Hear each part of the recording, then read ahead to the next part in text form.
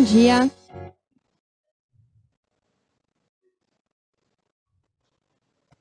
Bom dia e bem-vindos ao novo painel. A gente vai conversar um novo papo para falar de inteligência na criação de rotas de logística. Vamos sair um pouco do discurso, vir um pouco mais para o lado da prática. Todos nós já sabemos bastante do assunto, mas como aprofundar nesse tema? E para isso, temos hoje dois convidados, o Felipe Trevisan, CEO e founder da Vux, e o Luiz Mansur, diretor executivo de supply chain da Saint-Gobain. Então, pessoal, vamos receber aqui os convidados. Felipe, bem-vindo. Mansur, tudo bem? Bom dia. Tudo bem, pessoal? É um prazer estar aqui com vocês. E eu olho para cá mesmo? Tranquilo. Vamos. É um prazer estar aqui com vocês. Obrigado pelo convite e parabéns pela organização a todo o time da Logística do Futuro. Obrigado, Meg.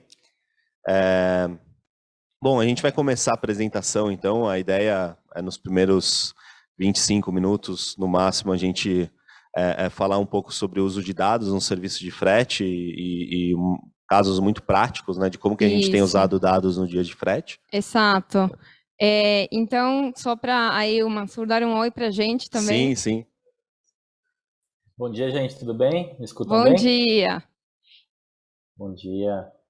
Bom, obrigado, então, Mansur. Obrigado pelo exatamente convite. isso. Então, vamos lá. Vou passar a palavra para vocês, a gente vai fazer a apresentação, e aí quem estiver assistindo, preparem as perguntas, que no final a gente começa a entender um pouco mais essa questão da prática, do que a gente vai ver aqui na apresentação. Combinado. Boa. Bom, a gente vai passar por uma agenda bem rápida aqui. Primeiro, eu vou contextualizar um pouco o que a Vux faz e como funciona a nossa tecnologia, porque ela é o alicerce para a gente avaliar como a coleta de dados é feita e como que a gente usa esses dados no dia a dia das operações. Depois eu vou comentar um pouco sobre como funciona a frota na nuvem e alguns dados sobre a atratividade de rotas e como que a gente usa isso no dia a dia. E também como a gente utilizou dados para otimizar a tabela de frete especificamente para a Weber Quartzolite, uma empresa do grupo Saint-Gobain. E por fim, a gente vai falar de outras oportunidades de uso de dados nessas operações de frete. Bom, para começar falando da Vux, eu gostaria de primeiro falar sobre as transportadoras tradicionais. Tá? Então, as transportadoras tradicionais, elas praticamente não usam nenhum tipo de tecnologia nas operações delas. As poucas transportadoras que utilizam, elas acabam digitalizando os processos que elas já possuem, né? Processos que foram muito eficientes durante décadas, mas que, eventualmente, não geram tanto valor se forem somente automatizados, né? É preciso, muitas vezes, uma mudança de paradigma. E um ponto muito legal, como que essas transportadoras normalmente elas roteirizam, né? Como que elas adotam estratégias para alocarem as rotas aos seus motoristas? Normalmente elas pegam um mapa como esse, de uma região, esse é o mapa de São Paulo, e elas colocam como se fosse uma grade em cima desse mapa, separando o mapa em regiões, em setores. E para cada região, um motorista é fixado, né? Normalmente chamado de agregado. Então o motorista ele se especializa em uma região e com o veículo dele, e ele passa a fazer entregas e coletas normalmente nessa região. O que é interessante? O modelo tradicional ele opera com uma frota dedicada, uma frota fixa. No entanto, a demanda é muito variável. Esses são dados de entregas de carga fracionada na Grande São Paulo, e a gente consegue ver que a demanda varia muito dia a dia. Você tem dias de picos de quase 700 entregas e 2 dias depois você tem um vale de 461 entregas ali no meio de abril. Então, uma demanda fixa com uma frota variável não combina. E se você olhar para essa variação de demanda em regiões da cidade, ou seja, na região que cada motorista atua, você vai ver uma variação ainda maior.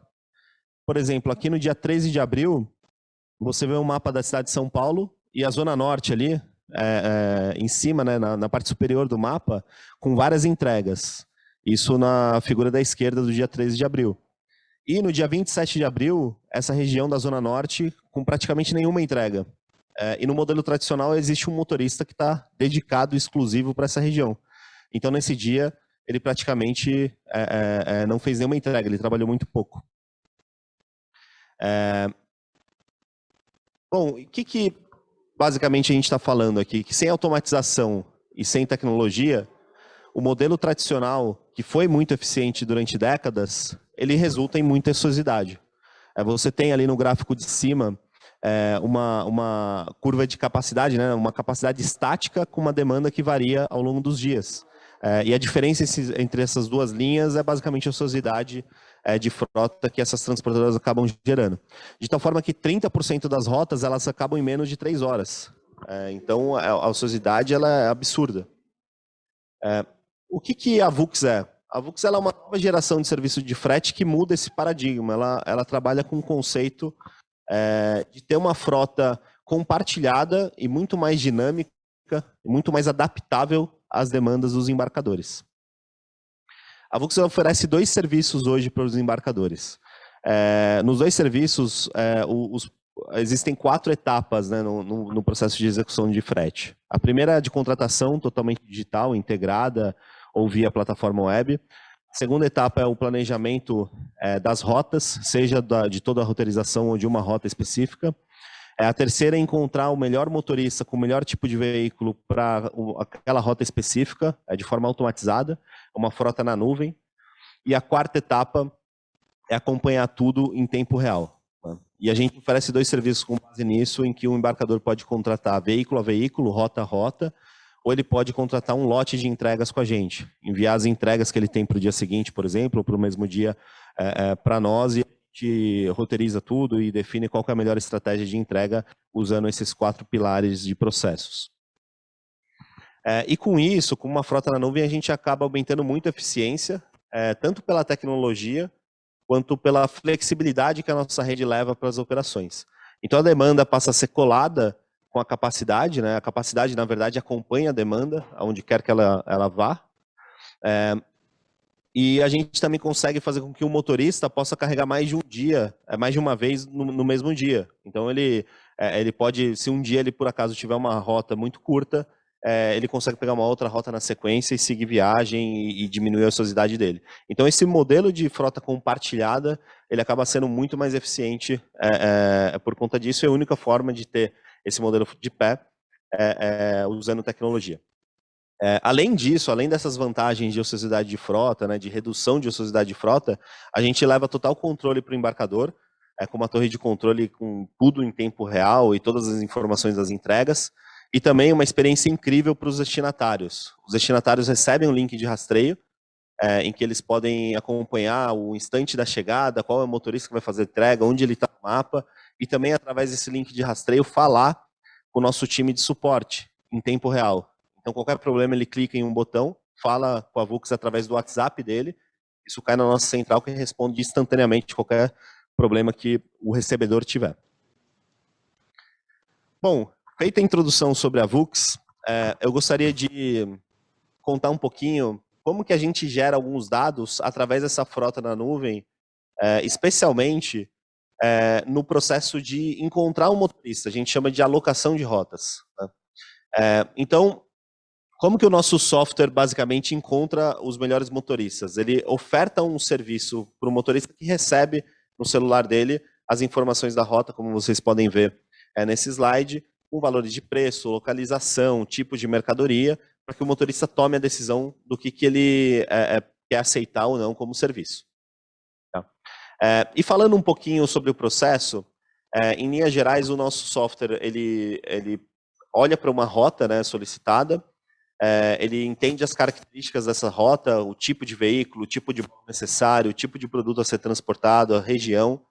A partir daí ele ranqueia e seleciona todos os motoristas que são aptos a executar essa rota e ordena esses motoristas através de um score que considera o desempenho do motorista e a afinidade do motorista em relação à rota. Então, a partir do momento que ele ordenou, ele oferta essa rota em ondas. Ele primeiro oferta para 5 motoristas, se os 5 motoristas recusarem, ele oferta para mais 10 motoristas e assim sucessivamente. De tal forma a criar um método para encontrar um motorista que seja o melhor possível para aquela rota e que também aceite realizar o serviço. E aqui tem um fluxo de quem ganha basicamente a rota, né? Se o melhor motorista aceitar rapidamente, ele é o primeiro a ganhar, mas não é quem recebe o serviço não é o motorista que aceita mais rapidamente, sim o melhor motorista nesse fluxo que eu acabei de mencionar. Isso tudo para dizer um pouco, para contextualizar vocês, porque no fundo, quando a gente oferece uma rota para um conjunto de motoristas, a gente acaba tendo dados da aceitação dessa rota, o quão atrativa ela é para os motoristas que participaram dessa disputa. E isso acaba ensinando a gente coisas muito interessantes que nos ajudam a precificar melhor, a entender melhor a dinâmica das rotas, a entender quais rotas são muito boas e quais rotas são muito ruins. Bom, então o que esses dados ensinam para a gente? E daí aqui eu queria mostrar um caso de um cliente que eu chamei de cliente A. Tá? Eu estou aqui analisando a taxa de aceite das rotas desse cliente A. Então, o cliente A ele contrata veículos leves para entregas na periferia da cidade. Ele fechou uma tabela de frete com a equipe da VUX, que é uma tabela de frete padrão. Então, enfim, o valor da rota é calculado através de uma regra de preço já validada por nós durante muito tempo. E daí, olha que interessante o que aconteceu com a taxa de aceite. No começo da operação desse cliente A, as rotas eram ofertadas, e daí lá bem na esquerda, né, no primeiro dia de operação, as rotas eram ofertadas para os motoristas e 60% dos motoristas, quase 60% dos motoristas aceitavam as rotas, ou seja, eles gostariam de ganhar aquela rota. Então, a cada 10 motoristas, 6 falavam, quero essa rota. E na medida que a operação foi evoluindo e os dias foram passando, essa taxa de aceite foi caindo. Então ela saiu de 60% e ao longo dos dias, no 15º dia, 12º dia aproximadamente, ela bateu 7% de aceitação apenas. O que significa isso? Que para eu alocar, para cada 100 tentativas, né, para cada 100 motoristas que eu ofertava a rota, apenas 7 diziam sim. Os outros 93 diziam não, não quero essa rota. Isso é muito interessante de pensar, né, o que pode ter acontecido para ver esse declínio. E ao longo dos dias, essa taxa de recusa ficou muito baixa, e depois, a taxa de aceite, desculpa, ficou muito baixa, e depois de alguns dias ela passou a subir de novo, e enfim, e melhorou ali. A gente pode acompanhar essa curva, parece um U, né? Bom, qual que é o ponto aqui? O primeiro ponto é que aqui a gente percebe um aprendizado dos motoristas em relação à operação. Aconteceu alguma coisa durante a operação que levou os motoristas a aprenderem que essa rota é ruim. Então o motorista não gostaria de voltar a realizar rotas desse cliente A, por algum motivo. Pode ser um tempo de espera alto no carregamento, áreas de risco, enfim, a gente vai discutir um pouco mais para frente. E no momento 2, de alguma forma o nosso time alinhou com o embarcador alguma melhoria, tanto na rota quanto no preço, enfim, na dinâmica, para que a taxa de aceite fosse maior. Né? Então esse é um dado muito interessante para ver uma atratividade de rota aqui nesse cliente A. Eu queria levar para vocês um caso de um cliente B nosso. Esse cliente B, ele contrata veículos leves para entrega, só que em outras regiões da cidade, no centro expandido. As entregas são especialmente para apartamentos e para residências. E a tabela de frete é a mesma do cliente A. Então esse cliente B teve um outro comportamento, né? As rotas dele possuem um outro comportamento em relação à taxa de aceite. A gente percebe que ela começou mais ou menos no mesmo patamar de 60% de aceite no começo da operação, mas ao longo dos dias de operação, essa taxa de aceite passou a ser muito alta, a tal ponto que ela chegou a ficar entre 70% e 90% de taxa de aceite. Que é uma taxa de aceite muito alta, uma rota muito atrativa e um cliente que todos os motoristas praticamente querem prestar serviço. Então, resumindo esses dois pontos aqui, esses dois paradigmas de cliente, A gente tem a mesma regra de preço para os dois clientes, o mesmo tipo de veículo sendo contratado e taxas de aceite totalmente diferentes. E no fundo, o que os dados, né, de alguma forma podem nos ensinar em relação a isso? Eu não vou responder totalmente essa pergunta, porque ela vai ficar mais provocativa até para vocês fazerem perguntas e para a gente discutir ao longo da apresentação. Mas um dos pontos é claramente a região em que essas entregas são feitas. Você pega o mapa da esquerda, é um exemplo de rota do cliente A, o cliente que tem uma alocação de rota muito mais difícil, um aceite, né, muito menor. O valor dessa rota da figura da esquerda é de R$ 198, no entanto a taxa de aceite é de 7%.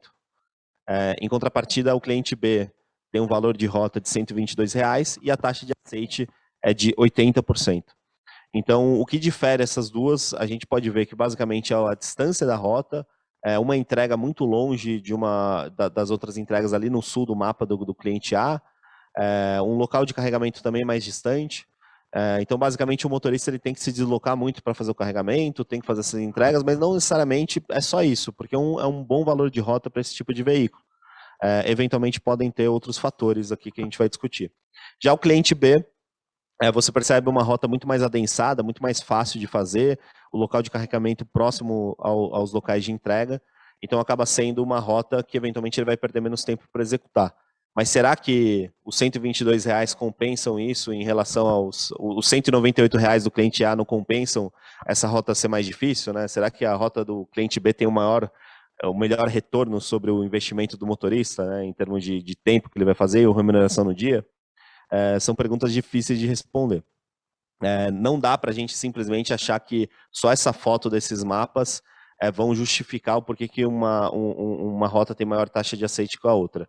No fundo, o que a gente entende na VUX aqui é que é muito importante a gente criar formas de sistemas aprenderem isso.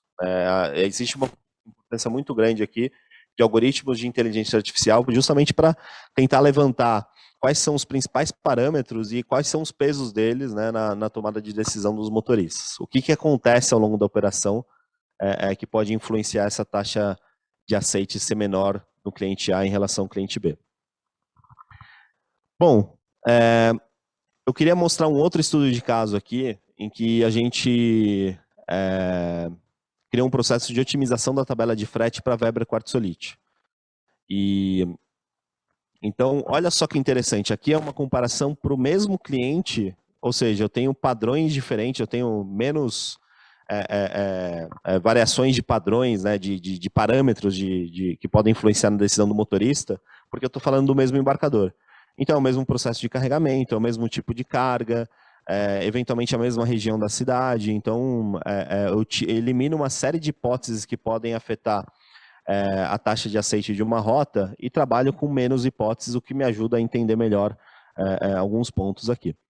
Então, aqui a gente está comparando taxa de aceite de rotas que tem uma entrega só, rota do ponto A para o ponto B, com a taxa de aceite de rotas que tem 5 ou mais entregas para veículos truck, veículos de 14 toneladas de capacidade. E as entregas são de produtos de material de construção, né, PPC. E aqui a gente vê que a taxa de aceite de rotas que possuem apenas uma entrega do ponto A para o ponto B, elas são superiores que 80%. Ou seja, a cada 10 motoristas que recebem uma rota, 8 motoristas clicam sim, eu quero essa rota. E rotas que possuem mais de 5 entregas ou mais, elas têm uma taxa de aceite de 20%. A cada 10 motoristas que recebem a rota, só 2 dizem sim, os outros 8 dizem não. O que é muito interessante, parece ser um único parâmetro para os motoristas. Se eu tiver muita entrega, eu como um motorista de truque, tendo muita entrega, é uma rota que eu odeio fazer. E vamos avaliar também a precificação dessas rotas, né? No mapa da esquerda, eu tenho a rota com uma entrega, saindo de Jandira, indo até extremo leste de São Paulo, ali perto de Guarulhos. Uma rota com valor de R$ 630 e a taxa de aceite de 83%. Mas a gente consegue ver aqui que o motorista, de alguma forma, vai ter que percorrer uma distância muito maior. E no mapa da direita eu tenho uma rota de 5 entregas, no valor de R$681, mas com a taxa de aceite de 46%. Então é interessante pensar que para a maior parte dos motoristas aqui que recusaram a rota da direita, no fundo, esse acréscimo de mais ou menos R$50, R$51 no valor do frete não compensa o trabalho de fazer essas entregas. Podem ter outros fatores aqui, a gente está, obviamente, criando hipóteses, mas o fato de ter mais entrega e você ganhar apenas R$51 a mais por isso não justifica, na opinião de boa parte dos motoristas. E isso passou a trazer para a gente uma série de insights para a gente melhorar a precificação. No fundo, se você pensa como um livre mercado, se uma rota é muito atrativa, você poderia reduzir o preço dela, porque ela está muito boa, às vezes, para motoristas que moram até longe do local de carregamento ou do local de entrega. E se a rota é muito pouco atrativa, talvez você deveria melhorar o preço dela, ou então mudar o perfil dela, né? E daí a gente passou a ver, primeiro que isso era uma oportunidade muito grande, passou a otimizar nossas rotas com base nisso, os valores, e isso resultou numa economia muito grande, assim, no fundo, se uma empresa de tecnologia que tem essa quantidade de dados, que se debruça em cima desses dados e que realiza uma série de análises para otimizar os seus fretes, tem ainda essa dificuldade, tem esse tamanho de oportunidade, né, para abraçar, imagina uma transportadora tradicional que não tem esses dados, que não tem esses insights, que não consegue se debruçar nisso, nem ter um insumo para fazer esse tipo de análise. E aí que a gente viu que a gente conseguia ser, em alguns casos, muito mais baratos. Comparando o nosso valor de frete de R$630 na esquerda com uma rota de uma transportadora concorrente tradicional, a gente gera um saving só de 0,8%. Porque a transportadora cobrava cerca de R$635. Então, essa rota especificamente, o nosso algoritmo de pricing equiparava o preço em relação a uma transportadora tradicional. No entanto, quando a gente olha uma outra rota em uma outra região da cidade, em uma outra cidade especificamente, né, em São Bernardo do Campo ali, ou São Caetano do Sul, desculpa, não estou enxergando 100% aqui,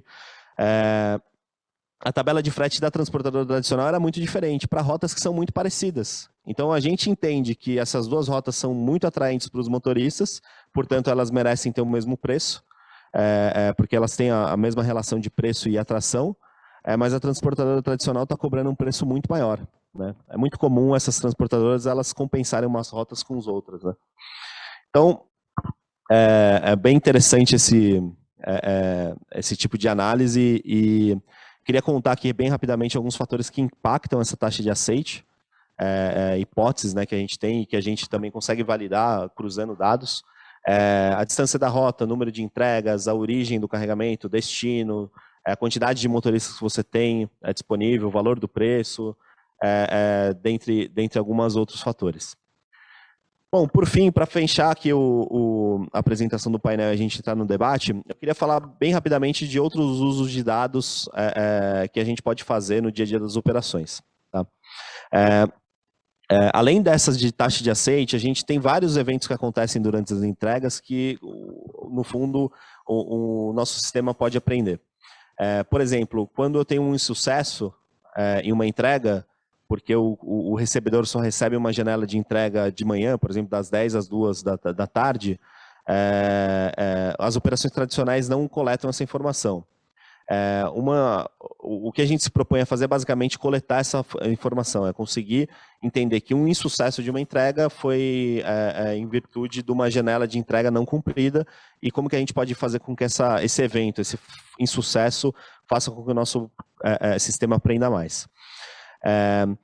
Assim como o tempo que demora para o motorista fazer uma determinada entrega em um determinado lugar, ele também é computado. E isso faz com que a gente aprenda que aquele lugar especificamente, ou clientes ou recebedores que tenham o mesmo perfil daquele evento de entrega, podem ter uma demora maior para receber. E isso é gravado no banco de dados e pode ser utilizado para melhor planejamento e melhor entendimento das rotas.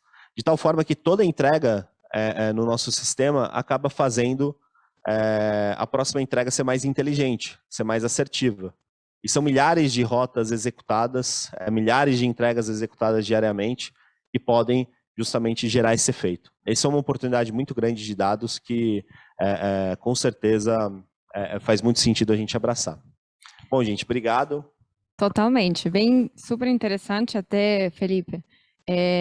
Eu acho que, novamente, a gente tem trabalhado no passado juntos, eu reconheço aí alguns dos ganhos, e na época eu estava com uma startup em entregas de janelas bem curtas.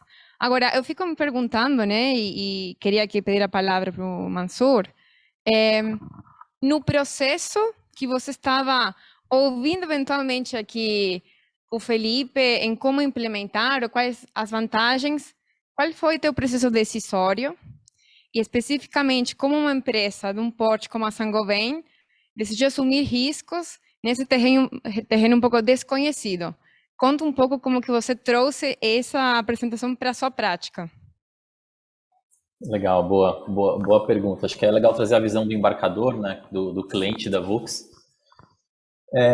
A Vux começou com a gente realmente no modelo para entregas mais leves, né? Porque a gente viu a importância de começar a ter uma entrega um pouco mais rápida no modelo leve. E a gente é muito focado em entrega de truque, entrega pesada, né? A Quartzolite é aquela empresa que cresceu na argamassa, no rejunte. E ela vem, a cada ano que passa, aumentando muito o seu portfólio, o seu mix. Então, o padrão de produto, o padrão de entrega, o drop size, o número de produtos por pedido, eles vêm mudando muito. E a Vux foi a empresa que a gente entendeu como parceiro para ajudar a gente nessa mudança. Então, foi muito importante a questão dos dados, né? Eu acho que o fator decisório para a gente, óbvio que é custo. Então, a gente tinha que achar um parceiro que entregasse uma eficiência de custo, que fosse mais barata que o tradicional e que oferecesse um serviço adequado para atender essa mudança que a gente vinha passando. E essa questão que o Felipe comentou da flexibilidade de se criar uma tabela, eu acho que foi o grande ponto para a gente.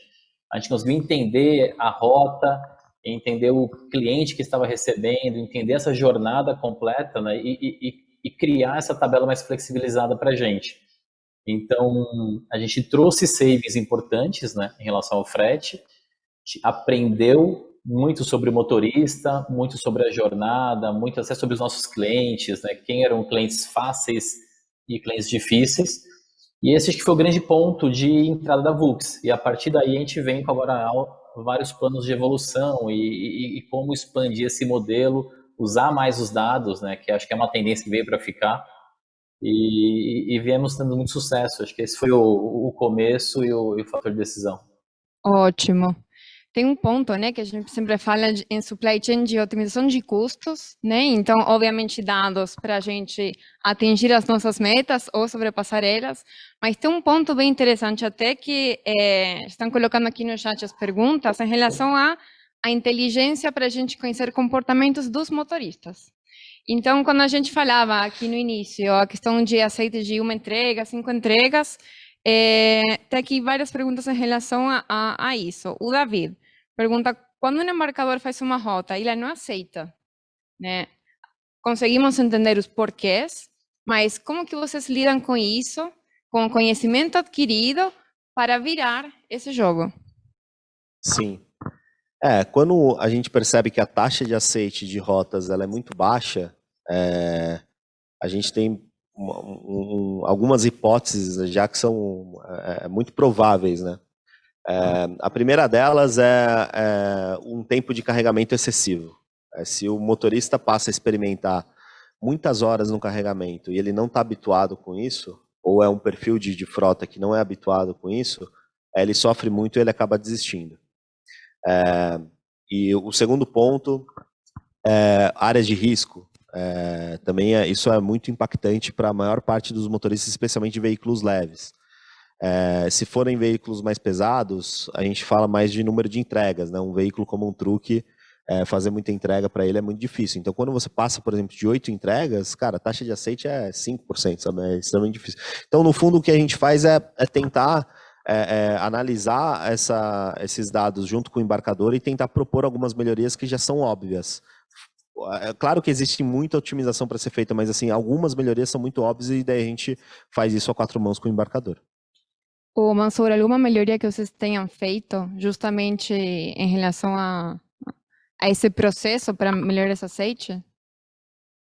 Sim, com certeza. Acho que o ponto que o Felipe comentou é o mais importante. A gente entendeu realmente que o tempo de carregamento era um grande ofensor nessa taxa de aceite dos motoristas. Então, a gente conseguiu trabalhar bem esse tempo de carregamento e a gente trouxe isso para o nosso lado, entendeu? Em que turno da minha operação, né, que eu tenho um tempo maior, por que eu tenho um tempo maior, então como que eu faço uma separação antecipada, como que eu melhoro esse tempo. Então, acho que isso foi muito legal, que através de dados da VUX, né, da distribuição para o cliente, a gente conseguiu trazer melhorias para dentro de casa, dentro do CD, dentro da operação. Esse eu acho que é um dos grandes pontos que a gente mexeu bastante nessa parceria com a VUX. E é bem legal porque a gente já passou a acompanhar esses dados juntos, né? Então a gente tem relatórios diários com tempo de espera, o que está acontecendo, e dá para a gente, é uma métrica de saúde da operação. Quando ela começa a piorar, a gente sabe que a gente precisa atuar para manter o supply engajado. Exato. Bom, e aqui uma pergunta minha em relação à indústria, né? Porque a gente está falando de um perfil de indústria específico, mas para as entregas de same-day delivery, né? Entregas de mercado, para entrar no cliente em casa, no restaurante. Como que esse tempo de aceite ou não a taxa de aceite impacta em um same-day delivery daqui a 4 horas? Isso é um problema grande, assim, porque todo marketplace, ele tem como premissa, né, um dos indicadores principais de um marketplace é o time to match, é o tempo que você demora para encontrar o fornecedor para uma transação. Especialmente em operações de same-day delivery ou instant delivery, você tem uma necessidade de ter um time to match muito curto, e além disso, o tempo entre o motorista que aceitou a rota e se dirigir ao teu carregamento também tem que ser muito curto.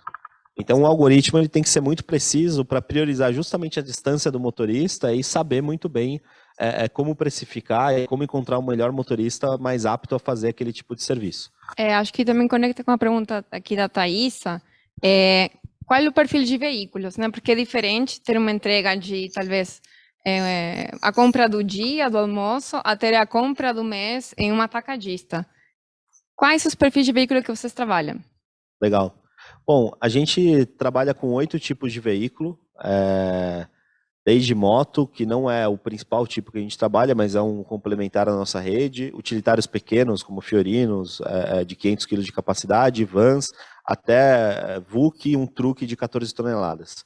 E esses tipos de veículo têm diferentes tipos de baú também, alguns deles, né? Um veículo Sider, por exemplo, um baú ou um aberto.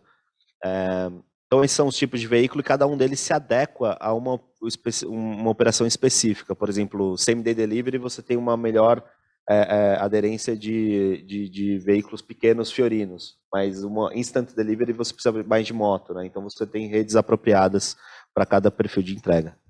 Ok. E aí, eu vou com você, Mansur. Tem aqui uma pergunta do Roberto, falando que, enfim, empresas tradicionais, né, entre aspas, de logística, supply chain, estão com um nível de serviço, eventualmente, que hoje, a gente compara com outras indústrias, parece menos competitivo. Será que isso abriu uma brecha, segundo a pergunta dele, para que empresas de tecnologia, startups, entrem nesse nicho? E se sim, qual é a sua visão em relação a isso? Não, ótima pergunta. Acho que com certeza, né? Com certeza, acho que a expectativa do cliente está mudando muito, né? Assim, falando da indústria que é a Saint-Gobain, a gente atende ao lojista, desde o pequenininho varejo até um home center grande, como uma Telha Norte, por exemplo. E eu acho que o legal é entender a expectativa por tipo de cliente. Nem todo cliente, por exemplo, do meu negócio, quer receber no mesmo dia ou no dia seguinte. Muitos têm demandas de entrega agendada. Às vezes é muito mais importante numa obra, por exemplo, eu agendar e entregar na hora marcada, no período marcado, do que entregar rápido. Então, eu acho que essas diferentes expectativas trazem uma oportunidade grande para as empresas de tecnologia, porque realmente casa esse aporte que hoje as empresas talvez muito grandes não têm dentro de casa, né? A gente não tem esse tipo de sistema, esse otimizador, desenvolvido, e ele traz esse aporte importante para a gente entender melhor a expectativa e casar. Com certeza isso está trazendo muita oportunidade, né? E eu falo muito isso para o Felipe, né? O grande concorrente que eu vejo nesse mundo que a Vux está hoje não são as outras empresas de digital logistics, que é a Vux, e sim os tradicionais. Eu acho que o mundo vai migrar para um modelo mais digital. As tradicionais estão ficando muito para trás, né, no serviço, no tempo, na precificação. Então, acho que tem muito mercado para muitas empresas virem como a Vux e crescer nesse segmento. Ok. E aí, eu entendo, então, que você teve um ganho expressivo em relação a serviço para o cliente, mas a pergunta que não quer calar, custos, né? Aqui tem várias perguntas em relação. Qual que foi o saving? Pode comentar um pouco acerca disso? Claro, claro. Acho que o Felipe até mostrou um pouco, né? Mas é o que eu falei, assim, se essa conta não fecha, assim, infelizmente, no mercado que a gente está hoje, não dá para migrar para um modelo de tecnologia se não tem saving financeiro. E o que foi bacana, a gente olhou rota a rota. Então, tem rotas que você tem mais de 15% de redução, assim, realmente você entende melhor o perfil, né? Como tem rotas que a gente teve que entender, putz, eu preciso aumentar o custo, né? E o que é legal também, não é só a precificação minha com o transportador, com a Vux, mas eu consigo precificar melhor o frete para meus clientes também, tá? Mas sim, assim, acho que teve savings importantíssimos. A gente conseguiu ir evoluindo o perfil do veículo, então saving para truque, saving para Fiorino, e a gente entendeu melhor rota a rota, tá? Mas eu acho que tem muito potencial, tem que estudar, tem que levantar o dado, tem que montar a base, mas sim, tem saving. Sim, eu acho que só complementando, Meg, muitas vezes assim a primeira interação com o embarcador ela não aponta por um saving, porque você não tem uma real noção da operação, enfim, e você começa a operar e normalmente a partir dessa operação você começa a encontrar vários savings, né? Então a gente continuamente busca reduzir a tabela de frete, otimizar a tabela de frete com os nossos clientes, especialmente com a Saint-Gobain. E tem muita oportunidade mesmo, sabe? Assim, eu acho que nos próximos 18 meses a gente vai conseguir savings ainda mais relevantes, né? Justamente usando dados, replanejando, mudando às vezes processos até internos, como o Mansur falou, no processo de separação de cargas, enfim. Então tem muita oportunidade. Acho que uma vez que você começa a operar, as oportunidades não param de surgir para você reduzir custo e melhorar o nível de serviço. Ótimo. E aí uma coisa E Meg, acho que é um comentário muito legal que o Felipe falou, não só o saving, mas o que é importante nesse modelo? A satisfação do motorista. Então, a gente garante que o motorista está mais feliz, ele está mais satisfeito, e isso gera uma entrega melhor para o meu cliente final. Então, isso amarra muito. Acho que a questão do saving com a satisfação do motorista que está feliz pelo que ele está recebendo pela rota. Exatamente nesse ponto eu queria entrar, então obrigada aí por introduzir o tema, mas a gente fala aqui finalmente de pessoas que executam uma determinada rota que foi produto da tecnologia. Como que esses motoristas, que têm uma relação contratual específica, você pode ampliar mais esse assunto, estão sendo treinados, tem um ranking, tem uma gamificação, tem uma escolinha do motorista, porque, novamente, elas são tecnológicas, nessa área é bem recente.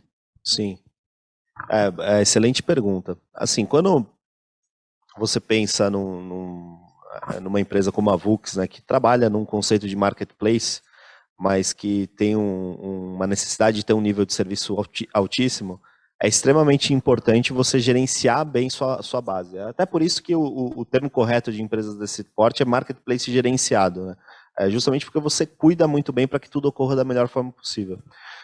Então, o primeiro ponto é ter motoristas que sejam profissionais já, né, homologados. Isso para a gente é inegociável, né? Você ter motoristas apropriados para executarem o serviço. E treiná-los continuamente. O primeiro passo do motorista que entra na Vux é passar por um treinamento muito mais completo e ele é acompanhado na sua primeira rota. E depois disso ele passa por reciclagens e ele é avaliado também continuamente. Toda rota que ele faz, a gente tem os indicadores de pontualidade, de taxa de sucesso, de quanto tempo ele demorou nas entregas, da avaliação que os destinatários deram para esse motorista na entrega. Então isso compõe uma série de parâmetros que geram um score para a gente, para priorizar esse motorista ou para ajudá-lo a melhorar. Então, Ter essa gestão é extremamente importante para ter uma entrega de qualidade. Mas como que vocês treinam? Via WhatsApp, presencialmente? A gente teve sérios desafios, né, na pandemia. Sim. A gente conseguiu fazer via Zoom treinamentos com os motoristas e também treinamentos individualizados, né, de tal forma que você basicamente pega o telefone, ensina o motorista a dar uma baixa, enfim, uma coisa muito específica, assim, para justamente garantir que esse motorista vai executar muito bem. No fundo, o que a gente quer é que esse motorista fique também com a gente, né, bastante tempo, que nos priorize e goste de trabalhar com a gente. Então é muito importante fazer esse ciclo de uma forma bem profunda. Ótimo. Eu vou voltar um pouco na questão das diferentes tipos de indústrias e cases de sucesso. Aqui, Wellington e Gilson perguntam se temos cases na indústria farmacêutica e de indumentária. Tá. Bom, na indústria farmacêutica, a gente tem alguns cases de amostras, né, e de uma logística mais secundária, não a core deles, mas que funciona muito bem. Mas a questão de distribuição de produtos farmacêuticos, ela envolve uma regulação ainda maior e que a Vux hoje não atua nesse mercado. Ok. Então, certamente, fora as regulações, é a questão da logística fria também, que cadeia fria precisa ser... Vocês têm a frota que tem esse serviço? Sim, é interessante isso, assim. A gente tem uma base de motoristas com veículos refrigerados e com diferentes tipos de equipamentos. A gente até pensa em prototipar essas operações e começar, mas a gente entende que não é só ter o motorista com um baú refrigerado. Você precisa monitorar se a temperatura se manteve baixa. Você tem um outro nível de qualificação, né, e de gestão dessa entrega, que é muito mais profundo do que somente encontrar um motorista que tenha um baú refrigerado. Por isso que a gente não atua ainda hoje. A gente quer entrar nesse mercado, mas quando entrar com um sistema muito mais completo para gerenciar também a temperatura do baú e garantir que a entrega vai ser feita de acordo com o que foi solicitado. Ok. Tem mais uma pergunta agora em relação ao algoritmo, né? Quando você fala da roteirização, que tem a ver com as restrições conhecidas em São Paulo e talvez em outros estados. Zona de restrição máxima, rodízio. Isso está contemplado do ponto de início e fim da rota no algoritmo de roteirização? Sim. Em relação à área de restrição, é interessante porque, por exemplo, até o cálculo de pedágio que você precisa fazer muda, né? Eventualmente o motorista não pode passar pelo centro da cidade, ele vai ter que dar a volta no Rodoanel e daí o cálculo de pedágio é diferente. Então a gente precisou adequar os nossos algoritmos para conseguir fazer isso. E especialmente em janelas de entrega, nossos algoritmos também incluem essas restrições. Então se você tem uma entrega, por exemplo, que só pode ser feita de manhã, isso é imputado no sistema e a gente consegue sequenciar as entregas do motorista de tal forma que ele priorize, que ele passe primeiro nessa entrega que tem uma janela mais restrita, ou passe por último em uma entrega que tem uma janela só pela tarde, né? Então essas restrições são incluídas nos nossos algoritmos e os motoristas cumprem. Isso aparece para eles como uma sequência de entregas e também com os disclaimers, né? Qual o horário que ele precisa cumprir. Ótimo. E uma pergunta para o Mansur novamente. Vocês já deram esse passo aqui com o uso da plataforma da Vux. Estão pensando em utilizar centros de consolidação urbana, né? Esses pequenos centros de distribuição urbanos, de fato, para os pequenos e médios? E segunda pergunta, compartilhar carga, eventualmente, com a concorrência para ganhar aí um mix aí de custos? Não, com certeza. Acho que sim, acho que os dois pontos são importantes. Eu tive experiência já de compartilhamento de carga com concorrentes numa indústria que eu passei antes, que era a M. Dias Branco. A gente poderia fazer entrega junto com uma Balduco, por exemplo, com N e outras indústrias. Funciona para todos os lados e para o cliente também, então acho que é uma operação ganha-ganha. E também tem uma discussão importante com a Vux, essa parte de centros de consolidação. Eu acho que é uma tendência, né? É o que eu falei, a Saint-Gobain, a nossa indústria passou daquele produto super pesado para muito mix, tintas, adesivos, e cada vez mais eu preciso ter entregas menores e mais rápidas dentro das cidades. Então a gente vem também trabalhando junto com a Vux algumas discussões de centros de consolidação, de cross-dockings, de outras alternativas para estar mais próximo e ser mais rápido nessa entrega final. É bem interessante. A gente já, esse mês, lançou um centro em São Paulo, na região da Água Branca, para fazer justamente esse tipo de distribuição, e um em Sumaré, para atender a região de Campinas. Então, a gente também está expandindo com o modelo de centro de consolidação e distribuição, para ajudar, especialmente essas entregas menores, né, a serem melhor realizadas. Então, aí a minha seguinte pergunta é, conforme a gente vai evoluindo, né, na linha de economia compartilhada, né, diluir o custo de ativos, como que estão gerenciando riscos? E vou ser bem concreta, a questão de roubar uma carga, de quem que é a responsabilidade e como que isso está sendo discutido ou regulamentado. Quer que eu Não, responda legal, acho essa? que Posso falar, Felipe, um pouquinho? Pode. Manda ver. Legal. Não, eu acho que a questão de risco ela é super importante, né? Então, falando um pouco assim, como que a gente, Saint-Gobain, junto com a Vux, trabalha, né? A gente trabalha sempre com duas camadas de seguro. Tanto o transportador, eu acho que como segurador principal, né, da carga e da entrega, e a gente também, por precaução, por ser uma empresa realmente muito comply e muito preocupada com a questão de segurança, a gente também faz uma segunda parte de seguro mesmo da carga, para garantir que se a primeira eu tenho algum problema, eu tenho um plano B. Tá? Mas é a maneira que a gente vem trabalhando junto com a Lux. Ok. Pessoal, acho que a gente foi bem no nível da prática e do caso especificamente que vocês têm abordado e outros. Na sala de networking, acho que tem um monte de perguntas ainda abertas. Eu sugiro todo mundo entrar lá para a gente continuar trocando uma ideia. E aqui eu vou chamar novamente o Paulo para primeiro agradecer pelo convite e quais são os próximos passos, então. E continuar o debate no stand da Vux virtual, porque tem atendimento ao vivo, então queria agradecer a participação do Luiz e do... Vou para cá, para agradecer a participação do Luiz e do Felipe, muito obrigado. Só para dar um recado rápido, a gente tem a próxima sessão a 12h10 aqui, com um case também de digitalização de uso de dados, aí vai ser com o Freto Belgo e um convidado executivo da CBA, um outro tipo de mercado. Como a Meg falou, acho que essa visão prática que vocês trouxeram foi muito legal, a gente viu isso pela quantidade de perguntas que a gente recebeu. Queria agradecer.